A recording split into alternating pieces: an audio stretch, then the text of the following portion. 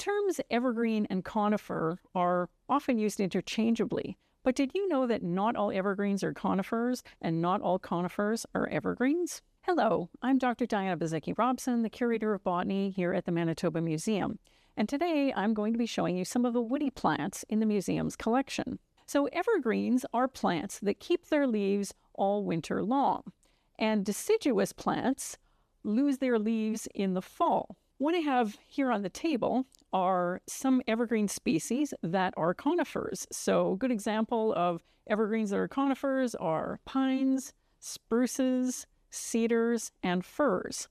But not all conifers are evergreen. Tamarack or larch is actually a species of conifer. It's got tiny little cones, but it actually loses all of its leaves in the fall.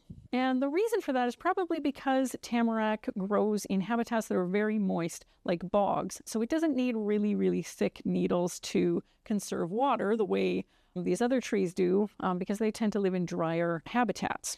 Most of the deciduous plants produce flowers and fruits, and that includes plants like hawthorn, which is a woody shrub, or dogwood, which is a very common woody species. But there are some flowering plants, berry-producing plants, that are actually evergreen. And a good example of that is bearberry. Bearberry, true to its name, produces little berries that are eaten by bears. They are edible for people too, but most people don't like eating them because they're very dry and powdery inside. And bearberry probably has those evergreen leaves because it grows in fairly nutrient-poor environments. You can find it out on sand dunes. You can find it in very dry, rocky areas in the boreal forest. And it's actually one of the few species of flowering plants that are evergreen in the province.